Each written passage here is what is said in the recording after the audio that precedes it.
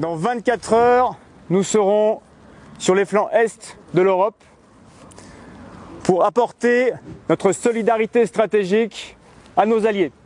Il y a quelques mois, pour beaucoup d'entre nous, pour beaucoup d'entre vous, vous étiez encore au Sahel, par 40 degrés, sous la poussière. Demain, on sera par des températures négatives, sous la neige. Le climat change, mais l'environnement émotionnel sera le même, celui des conflits armés. Nous y serons plongés dès demain. Notre mission est la même, elle n'a pas changé. Défendre les Français, défendre la France.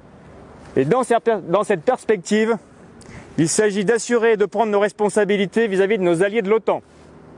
Nous irons donc renforcer les défenses sur le flanc est de l'Europe, une défense réactive, non escalatoire, qui va demander de vous, comme d'habitude, de l'intelligence de situation, de la volonté, de l'ardeur physique et de l'endurance morale. Je sais que je peux compter sur vous. La mission va être exigeante. On ne sera pas directement impliqué dans un premier temps dans les combats, mais nous suivons. Nous sommes pleinement concernés par ce qui se passe en Ukraine. Nous devrons suivre pas à pas ce qui se passe pour être en mesure de protéger et d'assurer la sécurité de l'Europe dans cette région actuellement menacée.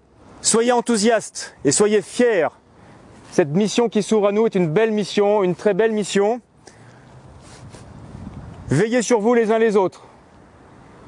Toute action militaire est une entreprise collective, je vous le rappelle. Veillez les uns sur les autres, veillons les uns sur les autres. Bon début de mission, à ce soir, et que l'étoile du 27 vous protège et nous conduise vers des destins victorieux. Alors du 27e bataillon de chasseurs alpins, on est à peu près 250 à partir, et le bataillon au total sera environ 500-550 personnes. J'aurai intégré un escadron de cavalerie qui vient de Gap, une compagnie d'infanterie du 126e régiment d'infanterie de Brive et une compagnie de lanciers belges.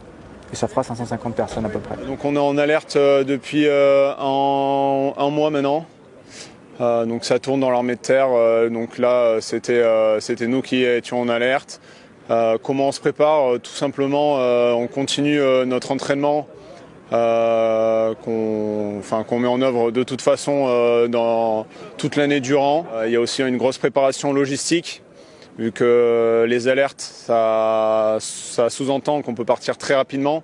Donc il y a une grosse préparation matérielle à faire derrière pour justement, si on est déclenché comme ça a été le cas cette fois-ci, qu'on puisse partir rapidement. Je gère les personnels et les soldats qui sont chargés de l'entretien des véhicules, de la logistique, c'est-à-dire des ravitaillements, et puis aussi toute la partie transmission qui permet les liaisons entre les différentes unités et qui permet au centre opérationnel ou à l'état-major du bataillon de commander. En fait, on part avec tout notre matériel, puisqu'on arrive dans quelque part où il n'y avait pas de Français avant, on ne relève pas une autre unité, donc on va devoir tout mettre en place et donc on part avec tout ce dont on a besoin. L'invasion par un État d'un autre État, on n'a pas connu ça depuis la Seconde Guerre mondiale.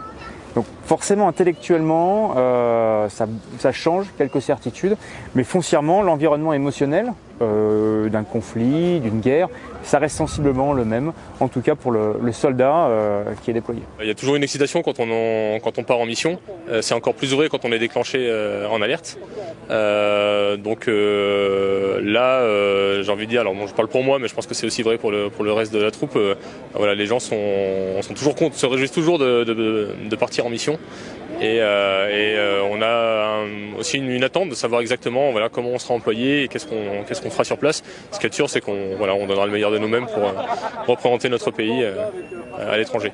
Spécifiquement, les chasseurs alpins, on est plus spécialement entraînés à agir dans des milieux extrêmes, très chauds, très froids et verticaux.